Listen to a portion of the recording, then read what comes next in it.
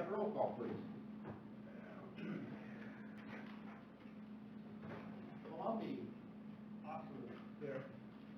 Larson, Here. Oregon, Rock, Here. Teresa, Here. Kindler, Here. Allen. Here. You have a quorum, Mr. Chairman. All right, anybody got a conflict of interest on anything that looks to be on the agenda? Hearing none, let's go on to the agenda. Here, motion to approve. So moved. Second. Seconded that the agenda be approved as presented. Discussion, hearing none, I assume you're ready to vote. All in favor, say aye. Aye. Opposed, same sign, motion carries. Approval of the minutes of January 27, 2020. So moved. Second. Moved and seconded that the minutes be approved as presented. Discussion. Hearing none, I assume you're ready to vote. All in favor, say aye. Aye. Opposed, same sign, motion carries. Blanket for the next meeting. 2 weeks from today. So moved. Moved and seconded that the blanket for the next meeting be set for February 24th. Discussion. Hearing none, I assume you're ready to vote. All in favor, say aye. Aye. Opposed, same sign, motion carries. A plat of Lot A of Lots 2, 3, 4, 5, and 6 of Block 6, MLC addition, and a portion of West Pine Avenue, a subdivision of Lots 4A and 4B, Block 4 of Morning View addition to the city of Mitchell, Davidson County, South Dakota. And I see Mr. Muller is here. Okay. Let Neil talk to us about the map, plat, and if Bob's got anything.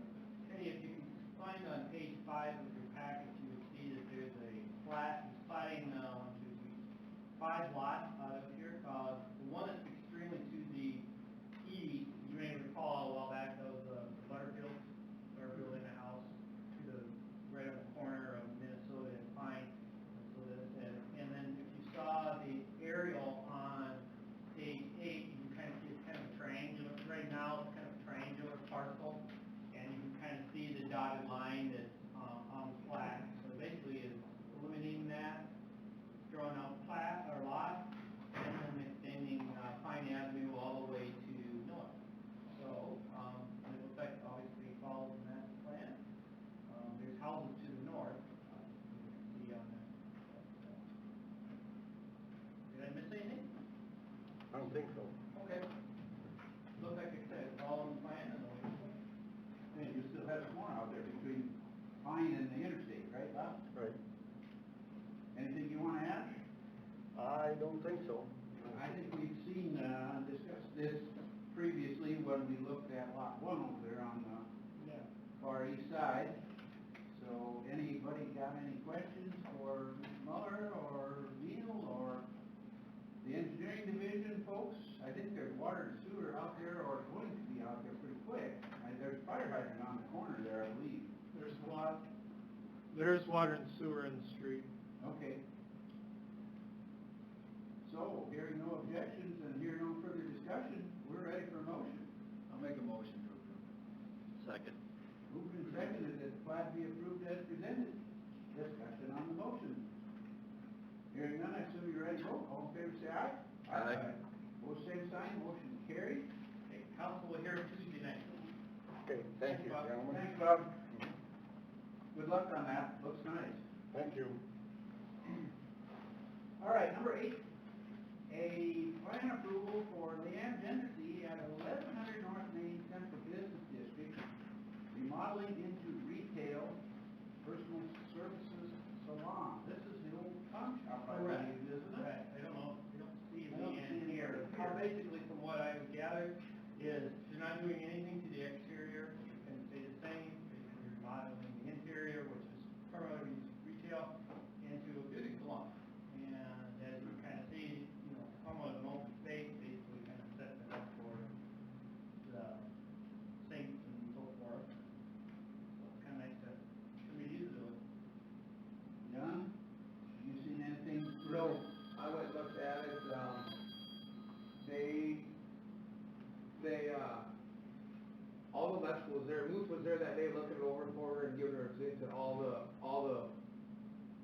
verbiage that she needed for the tanning bed was all done, was already in there, which is surprising to me.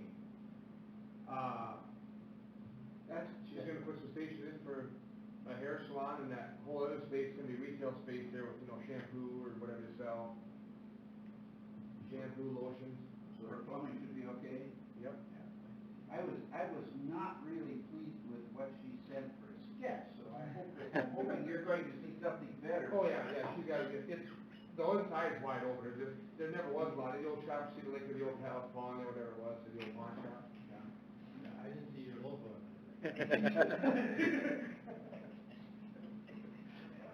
So, it'll be. All right, yeah. Yeah. And the owner had dug the place out right after the pawn shop left. And so I went in there, it was just a big square box like this room here. Okay, so And that's still the way it's set right now. even the roll-up garage doors Yeah. go into the main place then, is what you tell me? That's gonna be removed, that's where the tanning beds are going on that side. Okay. Okay. What do you think, guys? That's where all the electrical comes to the building, so it kind of fits in. I guess pending a code review, when the plan is finalized, I'm okay with it, I'll move to approve. So here's that. Second. Puts a lot on you guys then. Yeah, it's not, it's a pretty simple deal. Okay. All right, discussion. The tougher part of her will be the beauty salon licensing, and they come through there, check all the bathrooms, and the sinks, and the plumbing. And parking is going to be adequate there. And the plumbing. Yep. All right. Hearing no further discussion, all in favor say aye. Aye. Both same sign, motion carries. Let's go on to number 9. Plan approval of the Ramada Inn 1525 West Haven Highway Business District. Looks like they're going to remodel the pool. Correct. From what I, and John, correct me if I'm wrong, they're not doing anything, this is just primarily. They replaced the pool that popped out of ground this spring. Some people claim it was the big rain, some people claim the outside drain, the pool had rotted out, and it went down, and they pumped the pool out for routine maintenance to paint, check some cracks, and it popped out of the ground, like 6.5 feet. Ooh. So it broke some plumbing, it broke some sewer piping, and they decided what to do for a while, and then, they came in here about a week ago, and a lot of the work had been completed. I mean, they had the concrete, some of the concrete in, and fixed the piping and the plumbing. And I said, well, I have a permit here for you, but I said, I want to start with the plan for you first, if I'm gonna hold it.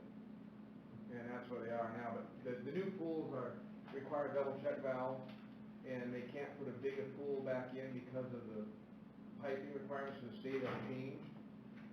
So to do that, they actually downsized the pool a bit, so it's actually smaller. And they're hoping to have it done by summer. Well, the guy came in the other day and said, well, I don't know if we need a permit or not. Well, it did. I said, I'll write a permit for it.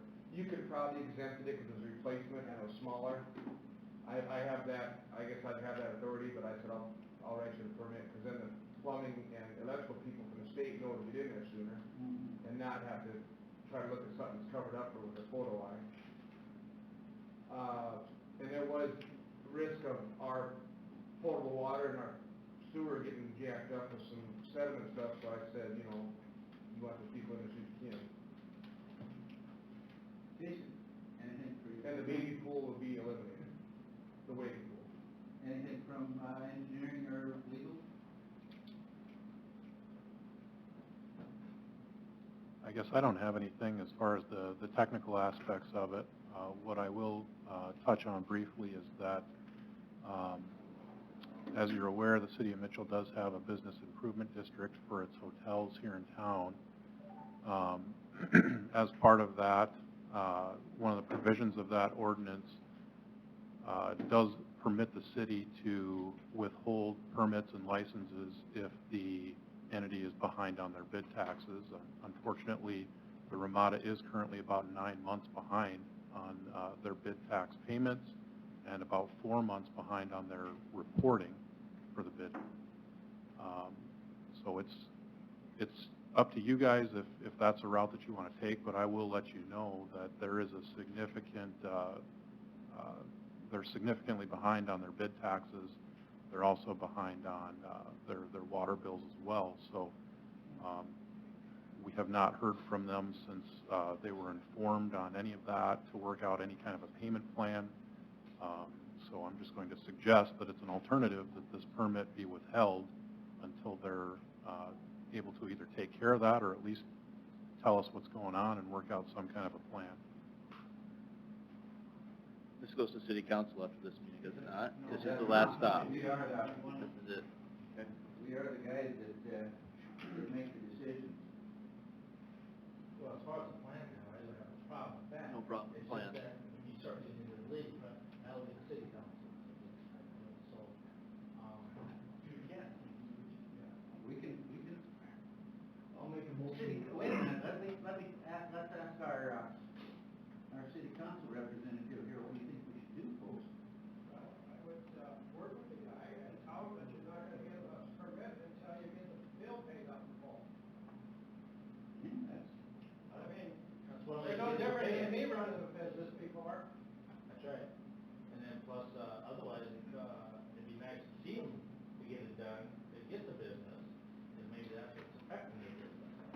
I think that's probably That's true. probably it, I think but- both statements are true.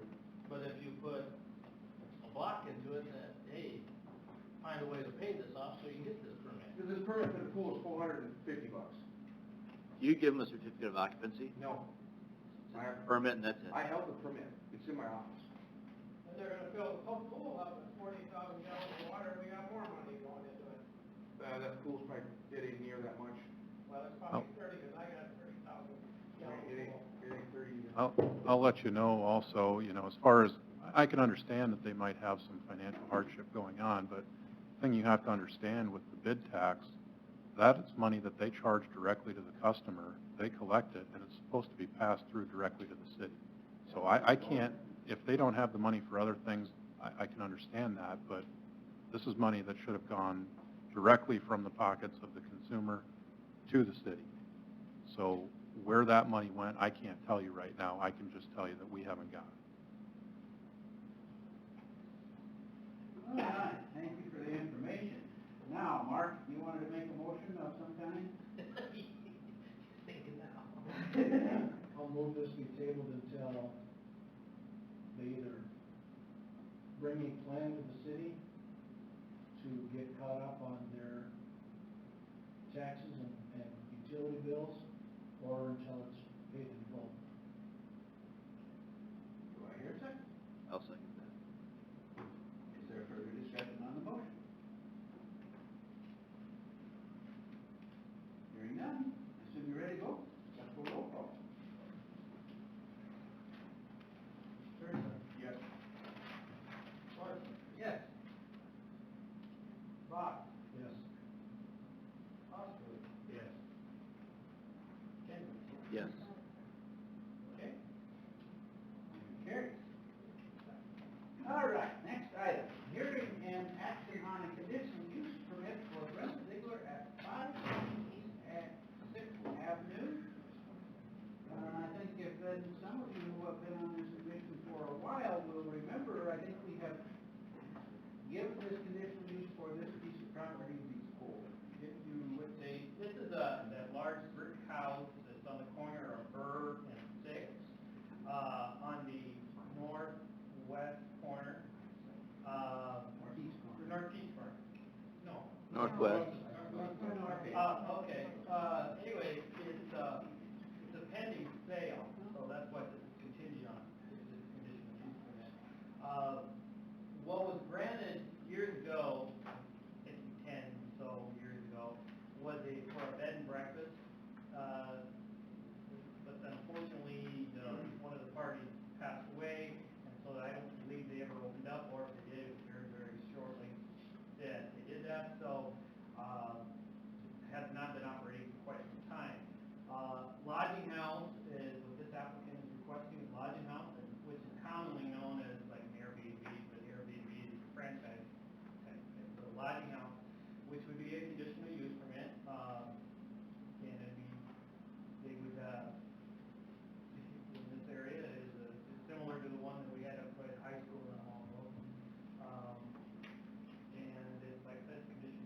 neighborhood objection, actually didn't receive anything back. Ms. Tickler is here, if you've got questions of her. Talk to us. So I grew up in Mitchell, went to high school, Mr. Allen over there. Can you hear me? Okay, put that. You have to introduce yourself too. Okay, sorry. Hi, my name's Brenda Ziegler, and I graduated from high school in 1978 here in Mitchell. That house I've always loved. I actually looked at it 15 years ago, but had just bought a building for my office in Portland, Oregon area, and so I really couldn't stretch myself that much to do both. And so now that it was back on the market and I was in town a lot this summer and fall and stuff, I looked at it again in October, and I made an offer, but the guy said that he didn't really reject it, but he told me that I had too many contingencies, which I only had 3. And I mean, it was, city council, city planning, and to get a 1031 exchange funded. That's been funded, so I have the money for it, but now I just have to have permissions and then make a firm commitment. But so I've been through, had a home inspection, had the pest inspector there too, and so I know some of the things that I would have to do. I would contract with the pest guy to get the bats totally out of there. He'll do it pretty reasonably with a 10-year commitment, 10-year guarantee, which made me happy because I don't really want bats in there. And then John Claggett is who I use for the home inspection, and he'd already walked through it many times before, helping the guy make sure everything was up to code. So the nice thing is, by them buying it, they did all the electrical, all the plumbing, the water from the street into the place. So everything seems good that way. There are still some things, I was telling your chairman there, that I want to do before I would open it. And that's like, I think that I need double rails going down the stairways. I need to make sure the locks are proper on the doors so that people don't go in on somebody else. I would be buying the place furnished, and that fits into my 1031 rules, so I'm good with that. And I mean, not that it wouldn't be fun to decorate, but if you want to start running a business pretty soon, it's nice to have it all ready to go. So I'm hoping you guys all say yes, and that we just have a new place and then you have a new person back in South Dakota too. I'll still be running my business in Oregon also, so I'll go back and forth, but I'll spend, time here, of course. Questions? Any questions for the young lady? I had mentioned to her, obviously, she's got to go through some state regs too, but it didn't sound like they're.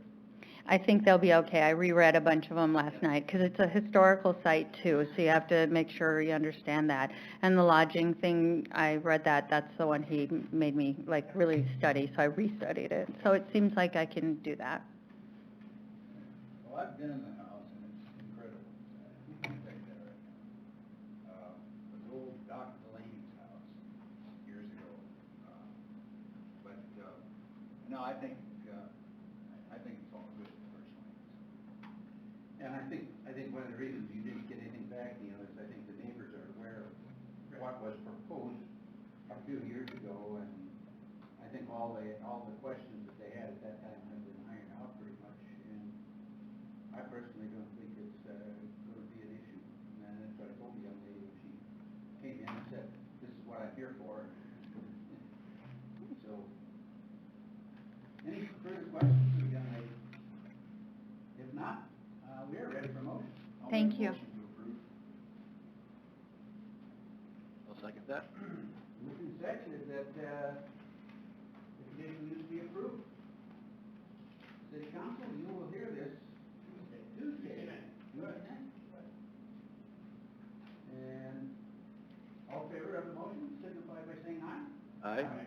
Opposed, same sign, motion carried. All right, thank you very much. Thank you. And you heard our discussion, so you can Pass it on. pass it on, if you would, please. All right, other business. Is there any other business to come before this body at this time? Hearing none.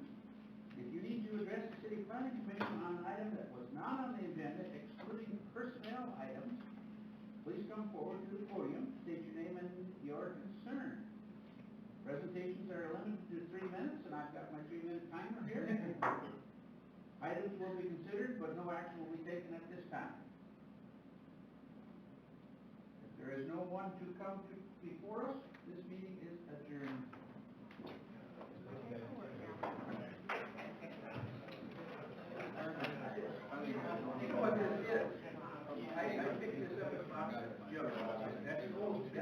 Okay.